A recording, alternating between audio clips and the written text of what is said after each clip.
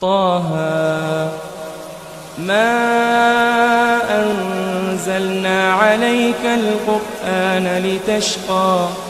إلا تذكرة لمن يخشى تنزيلا ممن خلق الأرض والسماوات العلى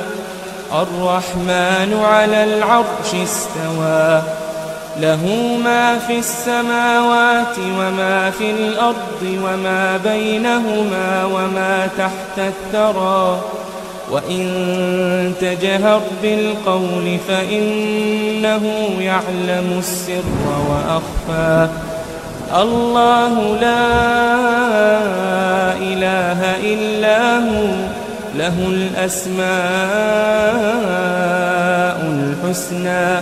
وهل أتاك حديث موسى إذ رأى نارا فقال لأهلهم كثوا إني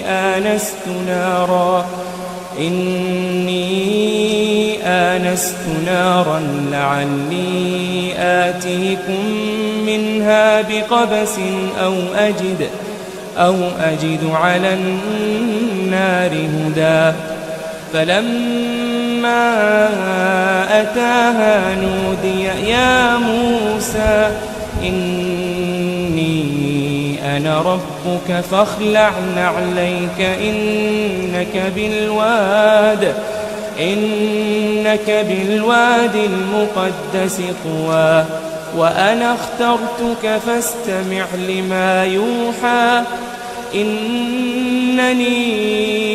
أنا الله لا إله إلا أنا فاعبدني وأقم الصلاة لذكري إن الساعة آتية أكاد أخفيها لتجزى كل نفس بما تسعى فلا يصدنك عنها من لا يؤمن بها واتبع هواه فتردى وما تلك بيمينك يا موسى قال هي عصاي أتوكأ عليها وأهش بها على غنمي ولي فيها مآرب أخرى قال ألقها يا موسى فألقاها فإذا هي حية تسعى قال خذها ولا تخف سنعيدها سيرتها الأولى واضمم يدك إلى جناحك تخرج بيضاء من غير سوء آية أخرى لنريك من آياتنا الكبرى اذهب إلى فرعون إنه طغى قال رب اشرح لي صدري ويسر لي أمري واحلل عقدة من لساني يفقه قولي واجعل لي وزيرا من أهلي هارون أخي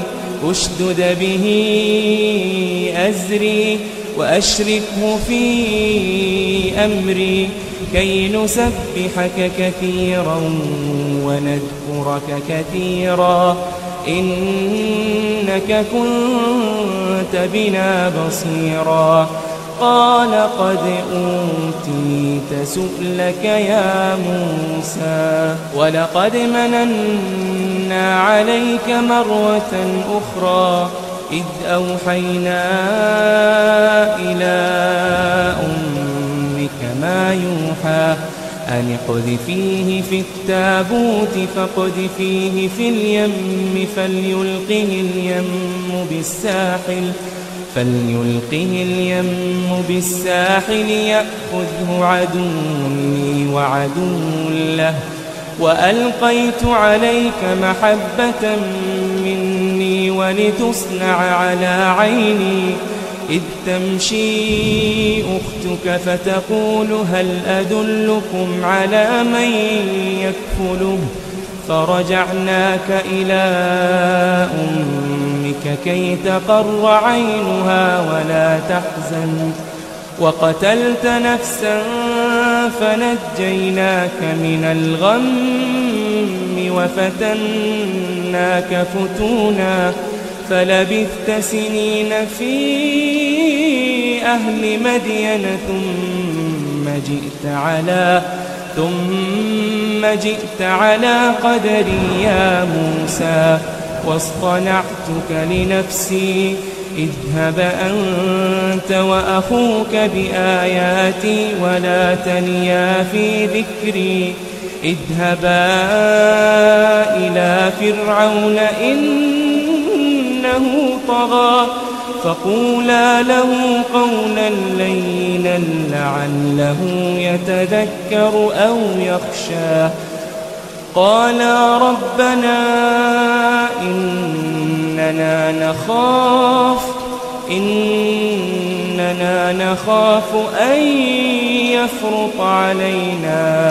أو أن يطغى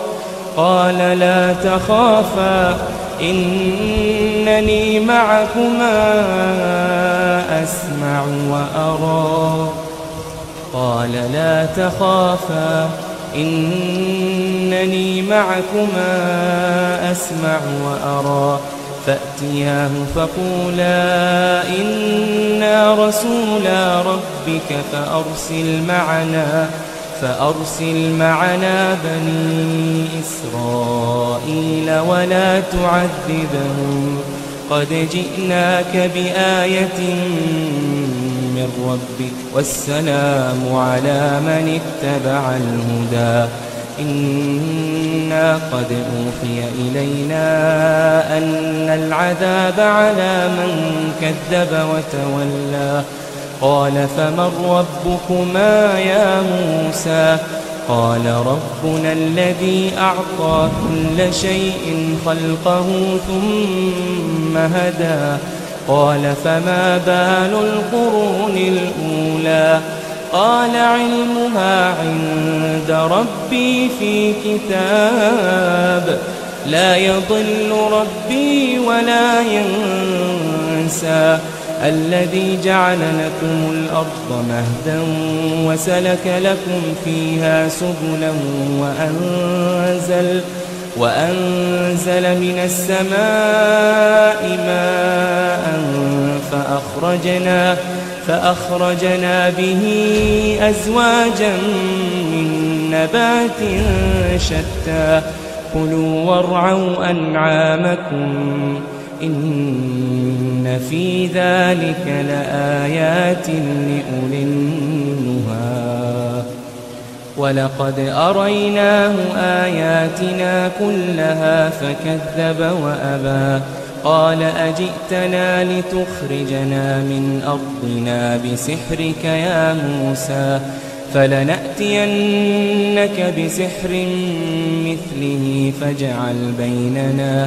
فاجعل بيننا وبينك موعدا لا نخلفه نحن ولا أنت مكانا سوى قال موعدكم يوم الزينة وأن يحشر الناس ضحى فتولى فرعون فجمع كيده ثم أتى قال لهم موسى ويلكم لا تفتروا على الله كذبا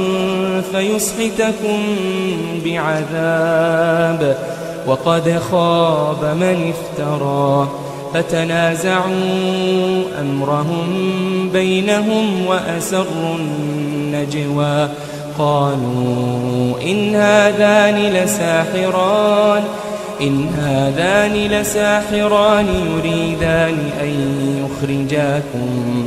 يريدان أن يخرجاكم من أرضكم بسحرهما ويذهبا بطريقتكم المثلى فأجمعوا كيدكم ثم أتوا صفا وقد أفلح اليوم من استعلى. قالوا يا موسى إما أن تلقي وإما أن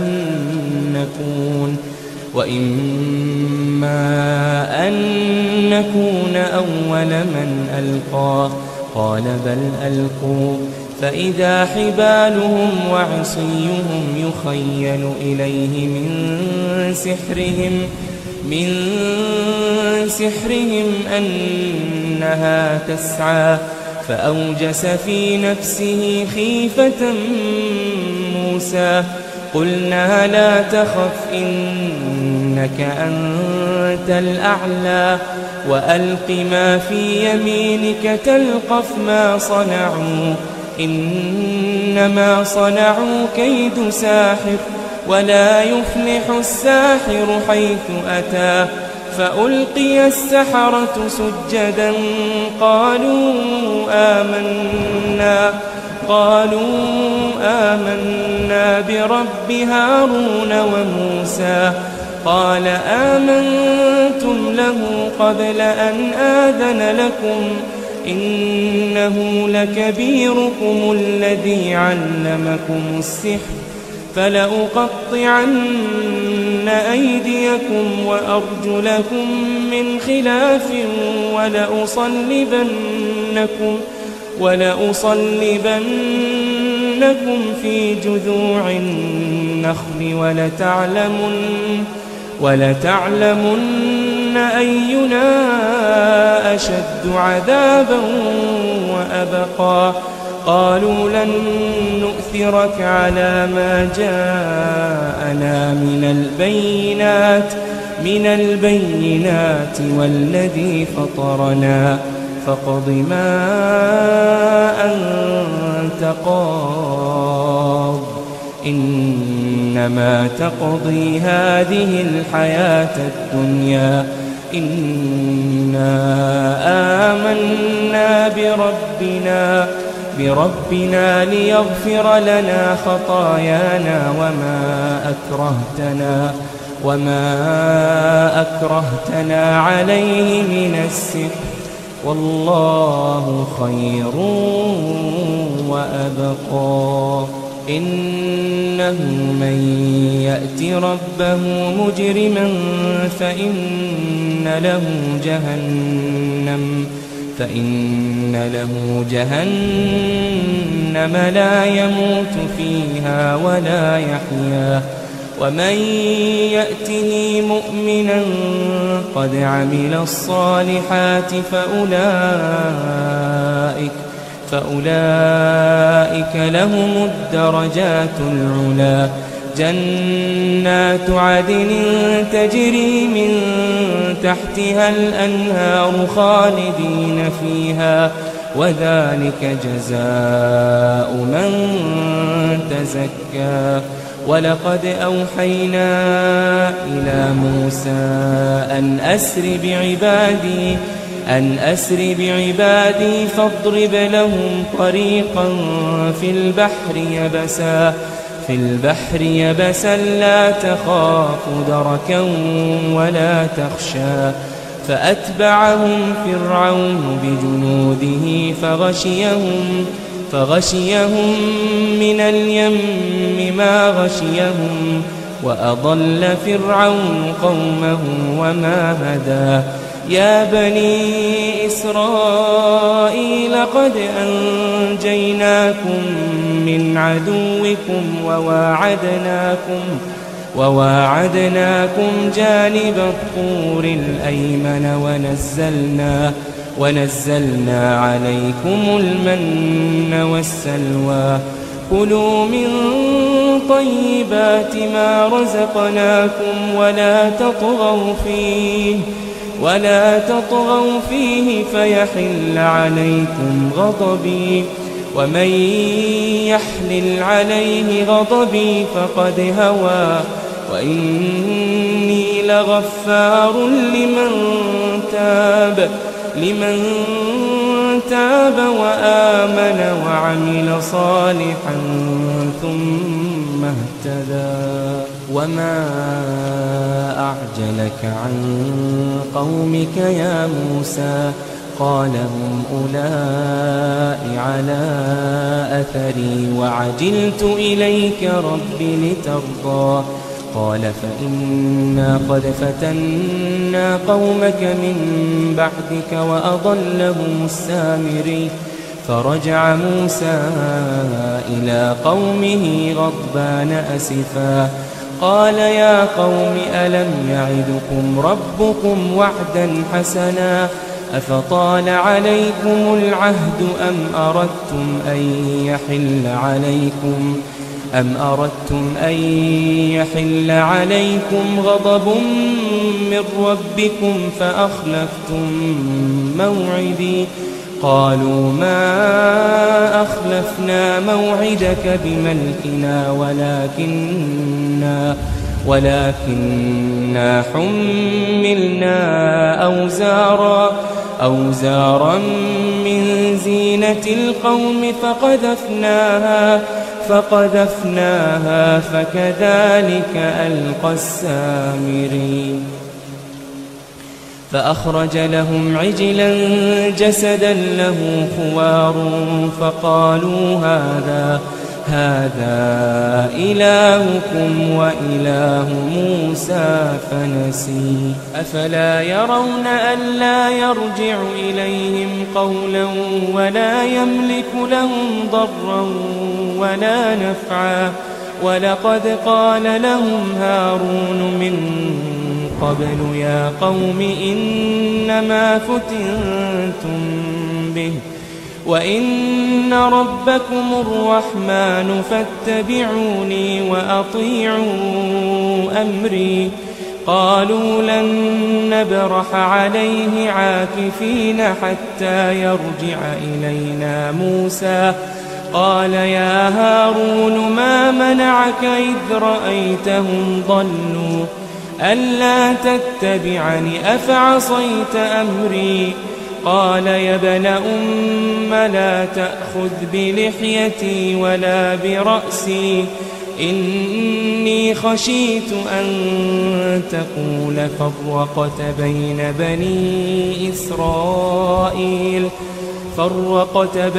بني إسرائيل ولم ترقب قولي قال فما خطبك يا سامري قال بصرت بما لم يبصروا به فقبضت قبضة من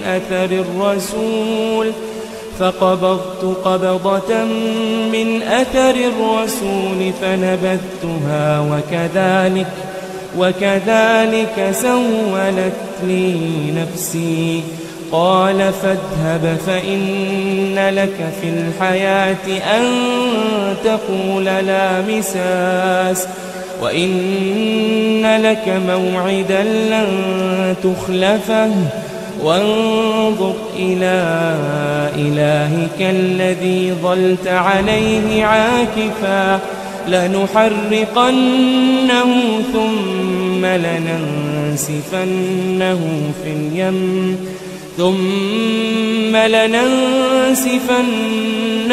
في اليم نسفا إنما إلهكم الله الذي لا إله إلا هو وسع كل شيء علما كذلك نقص عليك من أنباء ما قد سبق وقد آتيناك من لدنا ذكرا من أعرض عنه فإنه يحمل يوم القيامة وزرا خالدين فيه وساء لهم يوم القيامة حملا يوم ينفخ في الصور ونحشر المجرمين يومئذ زرقا يتخافتون بينهم إن لبثتم إلا عشرا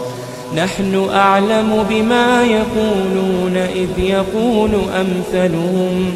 إذ يقول أمثلهم طريقة إن لبثتم إلا يوما ويسألونك عن الجبال فقل ينسفها ربي نسفا فيذرها قاعا صفصفا لا ترى فيها عوجا ولا أمتا يومئذ يتبعون الداعي لا عوج له وخشعت الأصوات للرحمن فلا تسمع إلا همسا يومئذ لا تنفع الشفاعة إلا من أذن له الرحمن ورضي له قولا يعلم ما بين أيديهم وما خلفهم ولا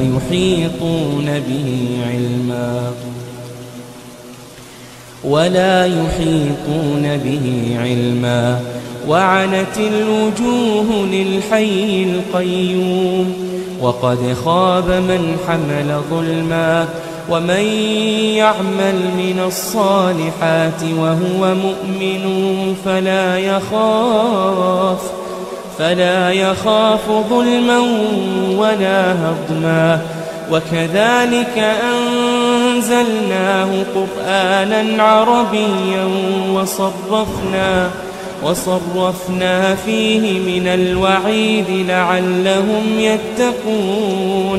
لعلهم يتقون أو يحدث لهم ذكرا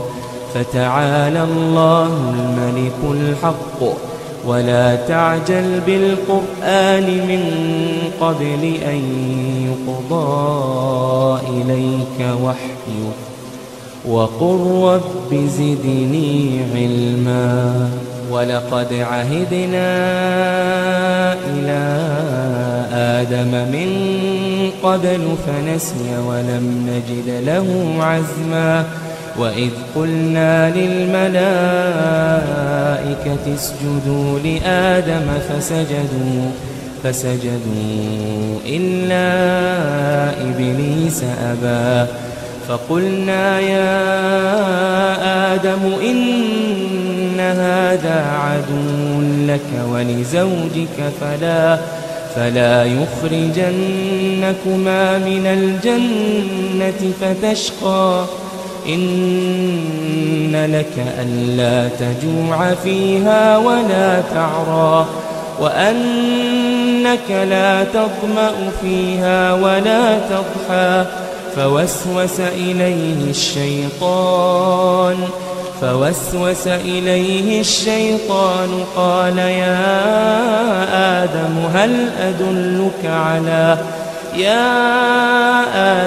هل أدلك على شجرة الخلد وملك لا يبلى فأكلا منها فبدت لهما سوآتهما وطفقا يخصفان عليهما من ورق الجنة وعصى آدم ربه فغوى ثم اجتباه ربه فتاب عليه وهداه قال اهبطا منها جميعا بعضكم لبعض عدو فإما يأتينكم مني هدى فمن اتبع هداي فلا يضل ولا يشقى ومن أعرض عن ذكري فإن له معيشة ضنكا ونحشره يوم القيامة أعمى قال رب لم حشرتني أعمى وقد كنت بصيرا قال كذلك أتتك آياتنا فنسيتها وكذلك اليوم تنسى وكذلك نجزي من أسرف ولم يؤمن بآيات ربه ولعذاب الآخرة أشد وأبقى أفلم يهد لهم كم أهلكنا قبلهم من القرون يمشون في مساكنهم إن في ذلك لآيات لأولي النهى ولولا كلمة سبقت من ربك لكان لزاما وأجل مسمى فاصبر على ما يقولون وسبح بحمد ربك قبل طلوع الشمس وقبل غروبها ومن آناء الليل فسبح وأطراف النهار لعلك ترضى ولا تمدن عينيك إلى ما متعنا به أزواجا منهم زهرة الحياة الدنيا لنفتنهم فيه ورزق ربك خير وأبقى وأمر أهلك بالصلاة واصطبر عليها لا نسألك رزقا نحن نرزقك والعاقبة للتقوى وقالوا لولا يأتينا بآية من ربه أولم تأتهم بينة ما في الصحف الأولى ولو أنا أهلكناهم بعذاب من قبله لقالوا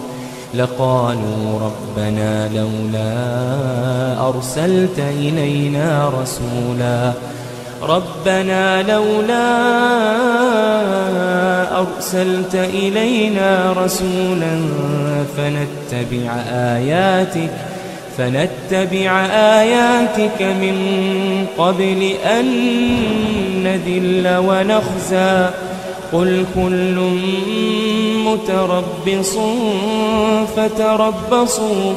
فستعلمون من أصحاب الصراط السوي ومن اهتدى.